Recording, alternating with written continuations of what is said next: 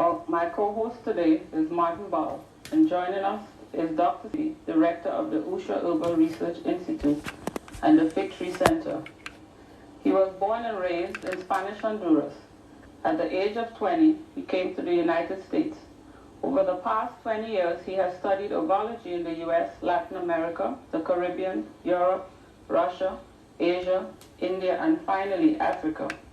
Dr. Sebi credits elder herbalist Mbolo of Africa with having the most profound effect on his herbology studies, thus giving birth to his controversial African herbal biomineral balance.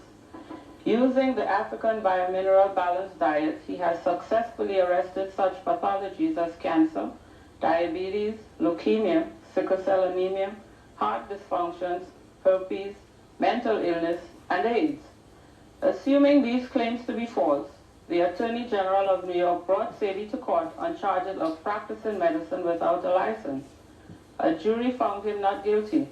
His victory in the New York Supreme Court has resulted in placing the African biomineral balance diet in the archives of the law of the land.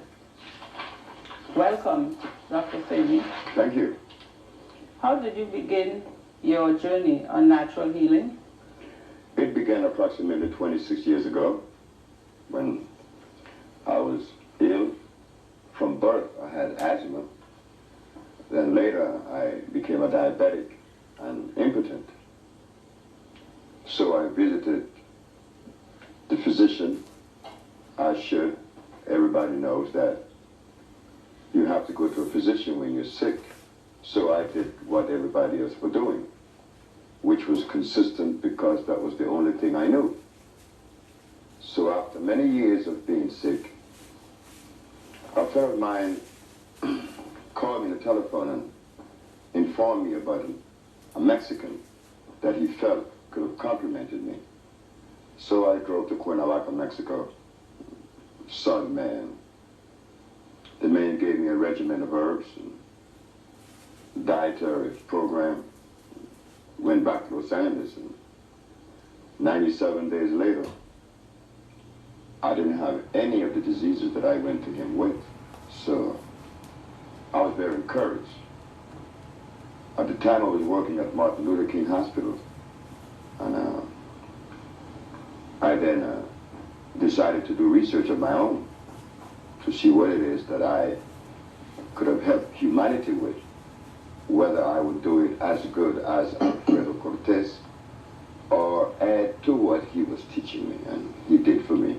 And that was, everything began at that point. Dr. Sebi, I can call you Dr. Sebi, right? Yes, sir. Let me ask you a question. In his book, Let's Get Well, Pablo Areola states that people of African descent are not programmed or cannot digest milk, cheese, and other dairy products. Could you elaborate on this? Yes, this is the reason for establishing the African biomineral balance. When Mr. Pablo Areola made a statement that we are not programmed to digest milk if you are of African descent, I understood clearly what he was saying, but many of the readers of the book did not, primarily because there is a part of this whole healing process that need to be considered and was never brought to the forefront, whether that we were not as awakened or whether we just ignore it. That aspect is genetics. Genetics is very important because here Mr. Pablo Areola is showing us that if your ancestors are from Africa, that your body is not programmed to digest milk, so there must be a difference with the African race and any other race of people. That is his genetical structure. And this is the very foundation on which the USHA Research Institute has built its foundation, has built its edifice.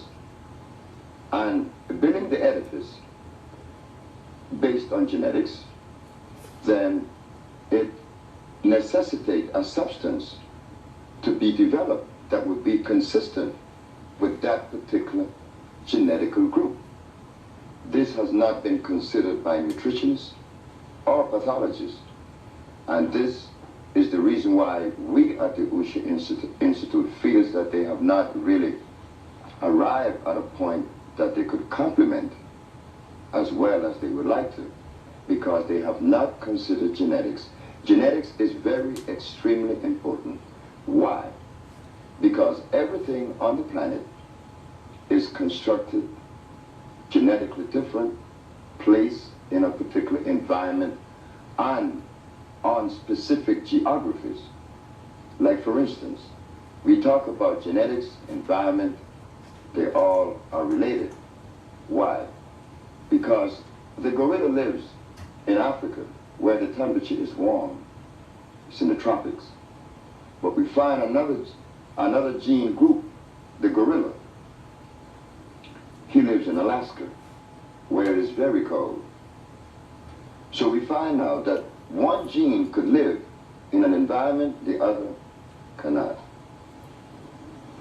We also find that the gene group, the difference, could ingest certain substance, not so for the other. We are using the gorilla and the polar bear, for example. Again, the polar bear could ingest meat, and it would be proper with his dietary program and consistent with his biological and genetical structure. As for the gorilla, he cannot ingest meat. It would be adverse to his particular gene. Why? Because he was not programmed or constructed in such a way. He lives in the forest where it's tropical. Your brain would not accept seeing a polar bear sitting under an acacia tree in the Serengeti plain in the month of August. Your brain would tell you that this is something that is uncosmic, that it is impossible. Again, we go to another structure. We go to the birds. The eagle, it eats meat, but not a quetzal. The quetzal does not eat meat, yet they both are birds. One eat meat, the other eat fruits. So we go to the plants. The plants also shows us that there is a genetical marriage to the whole cosmic arrangement of things. The plant, take for instance, the burdock. The burdock plant is a plant that lives in the temperate region. Its structure allows it to live in the temperate region. But as for the kalawala lives in the tropical region of the planet. The environment is not temperate, it is tropical, so it could live. So the plants are showing us that they too obey this cosmic arrangement. As for the food of the kalawala, we find that it lacks potassium phosphate. That is the predominant mineral. As for the burdock, it is iron. So we see that both plants obey just like the quetzal and the eagle. Like the gorilla and the polar bear, we have the kalawala and the burdock. They eat different foods and they live in different environments. So now, we find that in nature, there is and there should be an obedience for one to live to the optimum level of life. One has to be obedient to the cosmic arrangement, like the plants, the animals, the birds, the gorilla. Now we go to the Homo sapien. As we take a close look at the Homo sapien, we find that he is the only one that feels that he is not bound to such law. And in feeling that he is not bound to the law of life, he hath committed various violations. Like for instance, with genetics. We are talking about genetics because it is important to know what food is consistent with the so-called black race. If the foods of the gorilla and the polar bear is different, the quetzal and the eagle, then naturally it is necessary to understand that if it applies to all of the living species, whether plant or animal, it necessarily applies to man.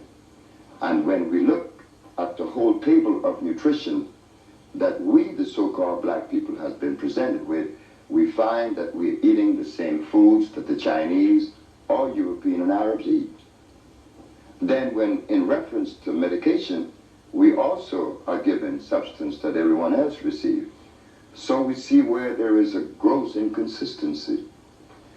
It is genetics that was not considered, and this is the reason why many reports that has left the USHA Research Institute, the reports such as having the ability to reverse pathologies such as sickle cell anemia, blindness, and AIDS, and the rest, was because we considered an aspect of this journey that has yet to be considered by others. We talk about genetics because it is at that very point that everything is understood. Once we understand what complements and what doesn't complement, then we are on our journey to this thing we call healing. Because genetics was the most important aspect of it, and we omitted, didn't know, or whatever reason. But it was at that very point that we embarked on the journey of the African biomineral balance that was supposed to complement the genetical group of the so-called black man. With the birth of the African biomineral balance, we found that what is known as disease was not really disease. It was the manifestation of erosion caused by malnutrition. Malnutrition, primarily among the African people. We were taken away approximately 400 years from our environment and from our food. Now, put that into a meaningful equation, and let us see what we're going to arrive at, that we will be able to help in the understanding of this thing we call nutrition and healing, because this is the subject. As we look at diets, we have to talk about the yin-yang. The yin-yang is a diet that we are told is composed of 4 yin and 1 yang, or 4 alkali and 1 acid. We find the other diet, which is the Ayurvedic. They too recommend rice, and they also recommend clarified butter, which is another substance that is acid. We find now the microbiotic.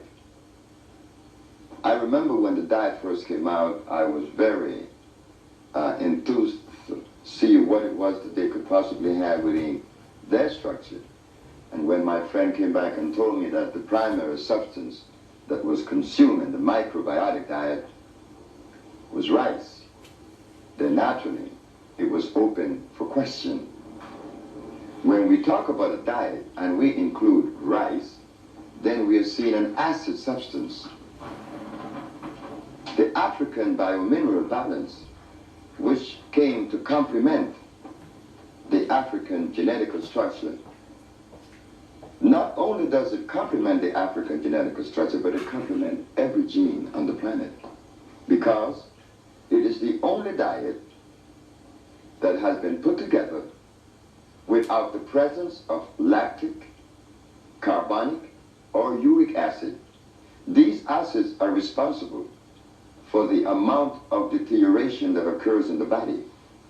These 3 acids causes what is known as uncontrolled mitosis. So when we ingest foods that contain these acids, naturally, we are running into trouble. This is why we had to create the African biomineral balance. The African biomineral balance is known as natural vegetation cell food. So your premise is that there is definitely a relationship between geography, genetics, and food. Of course, if we take a look at nature, we would find that the polar bear was given his food and was given the environment that is consistent with him. It is always cold, but he's given a coat to absorb that cold and to live in harmony with it. And he's given the seal and the rest of the fish. We find the gorilla. He lives and eats bamboo shoots and berries. And where he lives isn't white with snow. It is green. There is a connection with diet, geography, environment. Of course, there is a very close connection. But this connection was not really identified with prior healers. You see, to heal, you have to put into motion everything that makes up this whole cosmic arrangement. If one component or one area is omitted, then naturally you run into some trouble later on. Because the reason for this is that life creates and protects and sustains life. If you operate outside of life vernacular, then naturally common sense tells us that we are operating outside of life vernacular. Then what vernacular are we operating in? The vernacular or the environment of death. Sure, there is a direct link with environment, food, and genetics. There has to be. This is because of this premise of genetics that you have created the African biomineral balance. And if so, could you explain what's the difference between the African biomineral balance diet and the other health diets on the health market? Well, in my previous statement, I said that the difference is that I mentioned one of the differences. Like, for instance, we talk about the rice, and we talk about the soybean, which are acids, which are part of the microbiotic. We talk about the yin-yang. The yin-yang also shows us rice, and the Ayurvedic and the allopathic. So we show that portion of it, but the other side of it is that the African biomineral balance was constructed using substance that came from the environment, the same environment that the black man was placed in by creator and creation, which is the tropics, the rainforest. Naturally, the substance would necessarily have to come from the same environment from whence he came, so that it would have the same electrical value. So we constructed it by creating these compounds, such as the Maya, as known today. We have the lympholin, and we have the Nervino and many other products. But they were constructed, or the compounds were made of herbs that came from the tropics that are very high in alkalinity. We find such herbs as the copulmeca. We find herbs, the corazon de Jesus, which is very, very high in food. So right there, we are not following the same premise as other herbalists. Why? Because they use comfrey, they use peppermint, they use foxglove, and all of these are hybrid herbs, which are incomplete molecular structure. An incomplete molecular structure is something that was created through hybriding. Hybriding means that you're going to create something that was not created by Mother Nature, and that you want to fit that within this cosmic procession. No. If it was not created by Mother Nature, then this substance should not be included in this whole procession, because it would cause an imbalance. And as we look closely at hybrid foods, we find that everything that is hybrid needs a binder, and the binder is always a chemical. So therefore, we find something that would never assimilate with you. You see, we come into the process of assimilation now.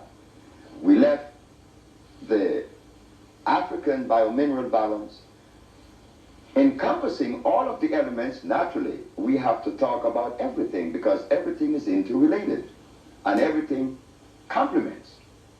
So we find out that In arranging the diet, we have to consider everything that could be of usefulness, and we have to know of everything that was not of usefulness, like the usage of comfrey. Comfrey contains starch. Starch is carbonic acid, but you find that many people who call themselves dietitian or herbalists, from a natural perspective, they use comfrey. They also use, well, like I said, foxglove, which is a very poisonous plant because it is a hybrid plant. According to nutrition, in reference to nutrition, we have to now use substance that everybody eats, but we have to select from that group of foods that we call foods, the green leafy vegetation that would do the least amount of harm to the individual, because we know that the compounds that was constructed using the earth from the tropics would deliver the kind of nutrients and energy the body really needs. And these are the things that we recommend, such as the broccoli and the lettuce or spinach. You know, we also recommend the quinoa. These things are merely to satisfy those 400 years of conditioning, because we are people that like to eat now. But we are faced now with a catch-22, as we call it, that if we want to eat the food that we like, we're going to get sick. And if we want to eat the food that we should eat, we're going to be angry. So there is a process now of weaning from that particular diet that hurts the body. So we move you gradually away to the state of not eating. And it's not difficult. Don't even be surprised that such statement is made. It is possible. But before then, we have to gradually remove you. But first, we remove you from all of the meats because of the high cholesterol. And we all know that. The American Medical Association is telling us about the things that are harmful to our health, and that there are so many diet-related diseases that has been cropping up over a period of time. So we allow you to eat substance on the market that would not harm you as much as others. One that the African American should not consider at any time is carrots, because it too contains a high level of starch. And because our genetic structure is so high in carbon, we are very sensitive people. So whatever there is that is inconsistent with us, it would have an adverse effect on us immediately. And substance like starch has played not too much of a very well gift, or it didn't play a good role in our daily life. And I could talk about starch because I was born, as you know, in Central America, in Honduras, and I watched my aunt, my grandmother, my mother, my parents eat a lot of starch. And there is a tribe of people that I notice, that I know, the Garifunas, and they too eat a lot of starch. But then I look at the various diseases that they are beset with. Their high incidence of diabetes. I just recently left Honduras, and I remember a friend of mine by the name of Juan Gomez. We were on the ships together when I was a merchant seaman, and we talked of many things, and lo and behold, I had not seen this man in 20 some odd years, and I saw him in Honduras in a little village by the name of Santa Rosa de Aguan. And he was always touching his eye. He was wiping his eye. And I saw his big stomach, his belly, and then I also noticed the way he walked. And I was very hurt because Juan and I are the same age. So I know what starch has done to the black race, to the African genetic structure. Let me interrupt you for just 1 minute. I think you stepped on a number of toes back there. You said the one thing that we shouldn't eat is carrots. And a lot of people who are trying to change their diet and go into a more healthy diet, one of their mainstays, I know I, for one, did this a few years ago, carrot And carrot juice was one of my mainstays. And I'm sure that there are going to be a number of people that are going to be highly upset with that statement of not eating any carrots at all. I could understand, and I will empathize with them. Of course, they have been told that carrots were good for you, that carrot contain vitamin A and whatever carotene it contains. But carrot is not a product of life. Only the products of life could assist you. Only a product that was created by life could assimilate in you and render good. And how do we know what is created by life and what was created by a laboratory? Well, everything that nature creates it starts from the ground and it matures, and then it comes to a seed. And the seed goes back and incubates in the soil. And the following year, you have another plant like the one that just dried up. And that is continuing throughout creation. There is a seed that represents that particular product. As for carrots, it does not have a seed. A pellet is made. I gave a lecture on WLIB, and they disagree with me at WLIB, and the public disagreed with me. Well, of course, I have to accommodate that, because the information that they got about carrots and about certain foods were not as consistent as they believed they were. Well, I'm a little confused. You say there is not a seed for a carrot? There is no seed for carrots. In fact, 1 year after I gave that speech at WLIB, Nova came with a program and stated that not only was it artificial, but it was made in Holland. I didn't know it was made in Holland, but I knew it was artificial because, you see, I am one that could not have drawn his premise or his material from the quantum theory. Why? Because I didn't go to school. You see, by not going to school, naturally, I had to draw from a different premise, from a different perspective, I mean. If I was a product of the quantum theory, then I would have built the foundation of Usha on a mathematical or philosophical foundation. But it was built on a natural foundation. So building this institute on a natural foundation, it means that I have to look at things from a natural perspective. And when I look at nature, nature just doesn't create starches, number one. And nature reproduces herself without the aid of a man. Of course, I make that statement. Since we have heard the relationship between food and disease, could you then tell us what is disease? Sure. That should have been the question to ask when we first went to see the physician or the healer. What is disease? We want to know what is disease, because if we do not know the causes of disease, then it would be impossible for us to zero in on a meaningful cure or any cure at all. What is disease? The doctors never told us, but we kept going back to him. Now the question is asked to the Usha Institute. The question should have been answered by the anthropologists and the archaeologists. Why wait for the healer to come? Because if we are diseased and we are unaware as to the cause of our disease, then whatever comes after that means absolutely nothing, because our bodies are sick. Disease is when you have ingested a substance that was uncomplimentary with your genetic structure. As for the black man, his is mucus.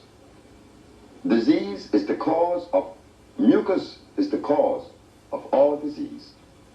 This was the question posed to me in court, that why were we making these claims and why were we so successful, and what was going on, is that disease was never identified to us if it was identified, then the question would not be asked now, and then all of us that are sick would be enjoying health.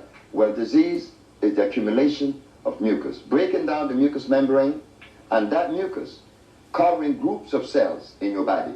Like, for instance, we have the mucous membrane in the body to protect us from the onslaught of aerobic bacteria, as they are called.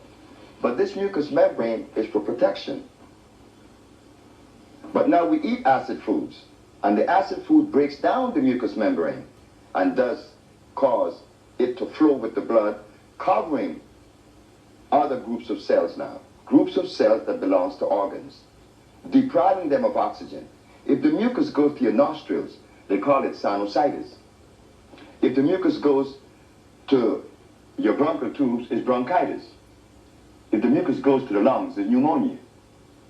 So we have 3 different diseases caused by what? Mucus. So what about when the mucus goes to the prostate glands? It's prostatitis. What about when the mucus goes to the uterus of the woman? That's endometriosis or vaginal discharge or yeast infection. So we have this mucus situation now that is caused by an inadequate diet. Mucus is the underlying cause for all disease. And this is where we specialize at the USHA Research Institute in making those compounds to aid the body to remove the mucus from itself. Well, let me ask you this question. When someone comes to the USHA Herbal Research Institute and they've been diagnosed by their doctor as having the AIDS virus in their body, are your dietary recommendations and herbs that you prescribe for them, are they any different from what you would subscribe for someone who has a different disease like sickle cell anemia? Is there any difference? There is no difference. There is absolutely no difference. And this was shown to me in St. Croix, where the USHA Research Institute opened its doors for the first time under the name of the Fig Tree at 429 King Street in Frederickstead, St. Croix. 3 people came to see me. One had diabetes and blind and delirium tremens, which was Miss Margaret Allen. And then we had another gentleman by the name of Flores Archias with gout. And then we had another lady with arthritis, Miss Sylvester. And they noticed that they had the same compounds in front of them. Flores Archias said to me, "I think you're making an obvious mistake." I said, "Why?" He said, "Because I didn't come with the diseases that all these other people have. One is blind and diabetic and delirium tremens. I do not have that, but I have the same bottles they have." Sure, I have to cleanse the body. Whether you have AIDS, blindness, diabetes, or whatever disease, the cells are now obstructed with mucus. Like in the case of AIDS, the only thing I have to do is to give you an increased dosage of lympholine that is going to revitalize the lymphatic system.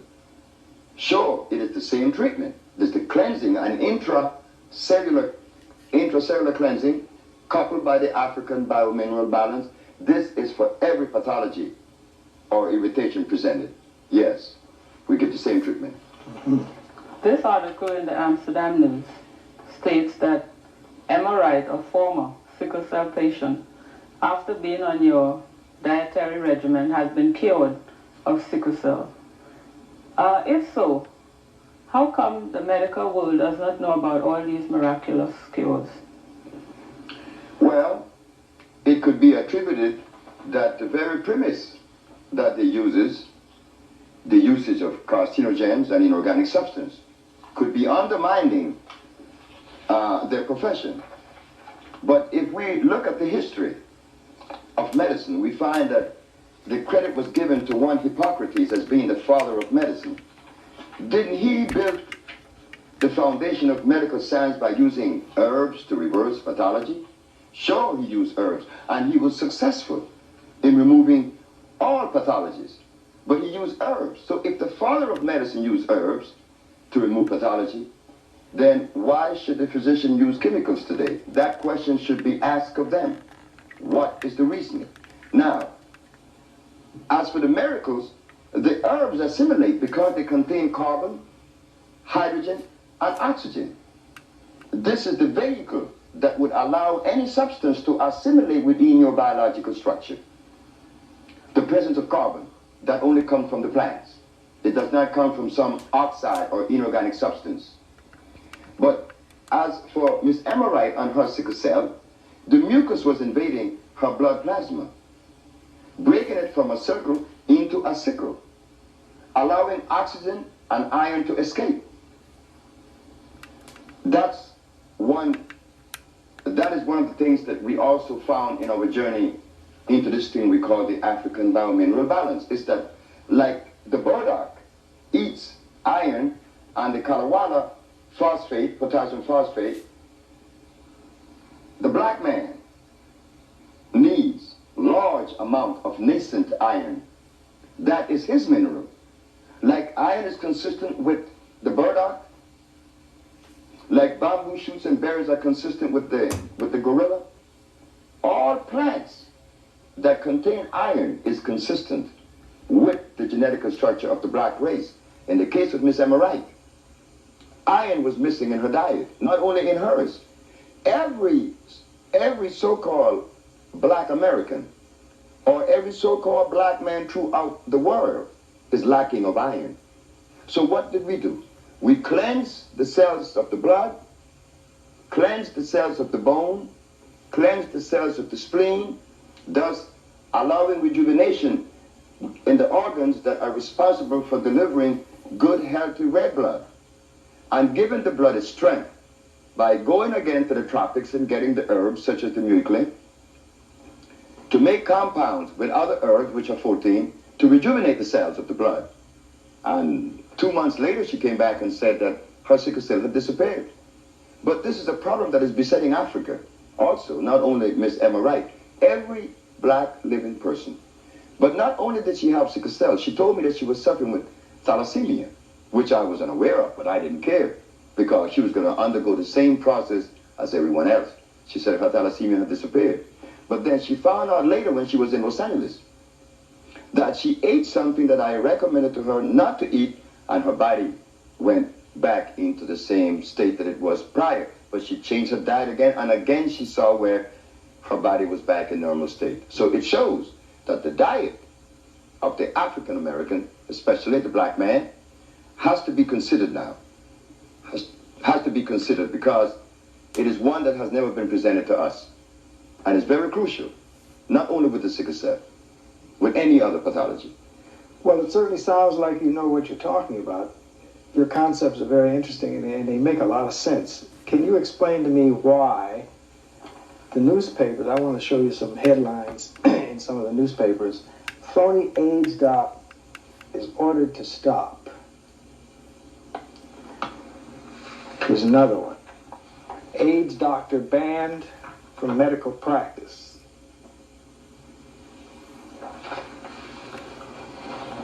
AIDS do-it-yourself treatment, and below that is felonious herbs.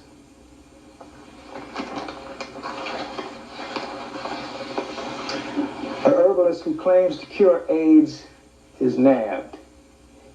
He calls arrest racist and a smear campaign. And last but not least is Herbal Research Institute, is it being discredited? It sounds as though these institutions were out to get you. And I would like to know why it is they brought you up on charges. Was there any kind of investigation made at all into your claims that you made? There is a kind of mania that exists on the planet today that prevent truth from being accepted, because the untruth is moving at such a tremendous momentum that truth now is in a very precarious position at this time. Because why? Example, I am the citizen of a country, and I have been engaging in certain practices of this thing we call nutrition and healing. And people that has been serviced by the Institute have claimed to have all these things reversed, and it's published, instead of arresting this individual, it should have been investigated. Well, this is like ideally speaking. But we do not live in that society today, in such society that is ideal. We live in one that is full of anger. I was not surprised that the Attorney General would arrest me. In fact, the police, when he came into this place, he drew his gun, and I asked him, why did he have his gun drawn? He said, to surprise me. I said, but I've been waiting for you for 18 years. So you're the one that's surprised, not I, because I knew you was coming. Why? One is that there is great amount of money involved in natural healing that would deprive the pharmaceutical laboratories, I suppose, because there's money to be made of those chemicals. But are we going to sacrifice the life of America and the world for the sake of chemicals? Isn't that another catch? Sure, he had to arrest me. Maybe in favor of the chemical people. Or maybe it is that he didn't know. Or another is that he placed me in the category of the previous healers that came. They didn't do anything. They didn't make any claims. They didn't do anything.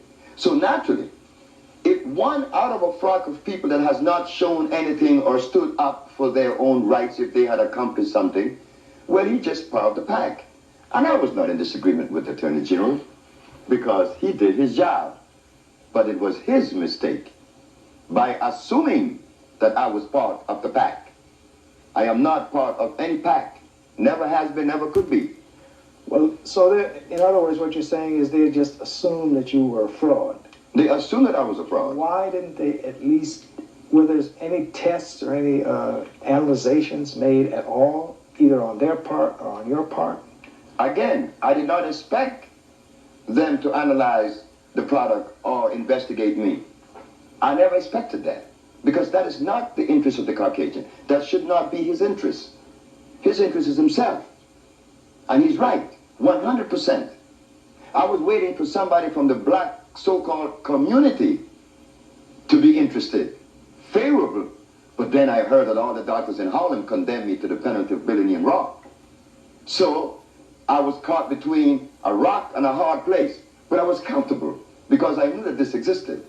So what the Attorney General did was consistent. He was protecting he called himself, he was protecting the clients or the population, which is his job. But he should have investigated the USHA Research Institute before arresting me. The ad read, AIDS has been cured by the USHA Research Institute, not sebi. Sebi is only a member. My wife plays the most important role because she's the one that makes all the compound. And she's the one why I am sitting here today, because I was a steam engineer, very comfortable. She was the one that started healing all these diseases and doing all this stuff and having me here now in front of the world. But she's back in Puerto Rico having a ball. Well, did you do any lab tests at all on your part? Because if you come out and make statements contrary to what the establishment makes, you should have at least backup proof to prove the statements that you're making, knowing that they're not going to go along with what you're saying. Did you do any lab? Well, of course. We had a product sent to Lancaster Laboratories, where you will see that the amount of minerals and chemicals that they found in our product was over and above that which was on the market. So they too agreed that it could have been a possibility that this thing had the power, the energy to do what we said it was doing. But what they found at the laboratories that I was charged with was practicing medicine without a license. That was one of the charges. And in that, what happened, they found that the product contained calcium, phosphorus, ovalium, gold, silver, protein, whatever they mean by that, and all the other substances that makes up the whole structure of life. So it did not fall in the category of practicing medicine. These are herbal compounds known as natural vegetation cell food. The other one was that all of the disease I claim I cured, well, the people came to the courthouse and you all gave testimonies, all of them did. So that was also dropped. So it was a mass confusion. It was not that he was, I suppose many people want to claim that he was deliberately angry at me personally. I guess he thought he was doing his job well. when he was not.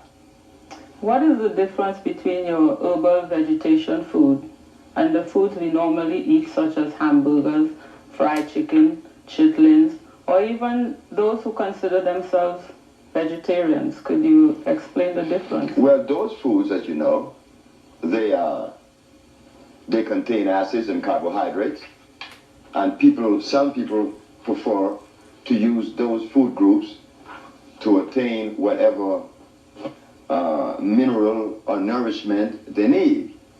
The difference with the USHA compounds and those other foods is that the USHA diet, the USHA compound does not allow the body to accumulate cholesterol, triglycerides, calcium carbonate in the body, which obstruct and causes all of these ailments that we call disease today. The difference is they have cholesterol and grease, and many of them are hybrid. With the USHA diet, no. We have a group of compound that is free of all carcinogens, plus the cholesterol. Many people who have very little or no knowledge of natural foods and natural healing ask questions such as these. What are herbs and where do they come from? Herbs are part of the kingdom of the plants.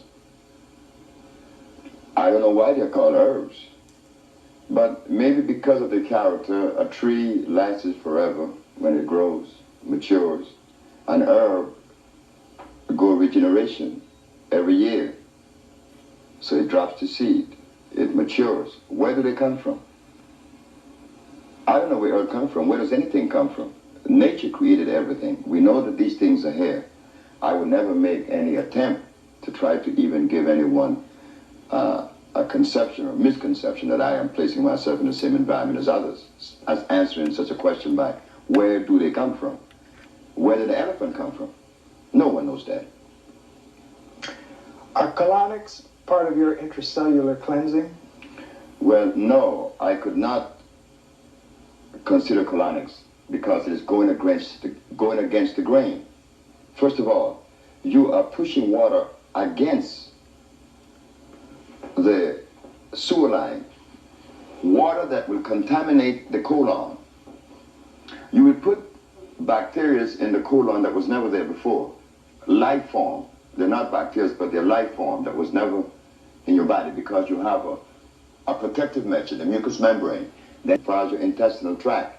But now you're bypassing those safety mechanisms, going against the grain and pushing water at 15 pounds per square inch pressure, thinking that this is going to remove disease. No, you have just caused other diseases by admitting into the body of someone those aerobic bacteria. And now they're going to find C in there because the water is not sterilized. No, I could not consider this thing we call colonics.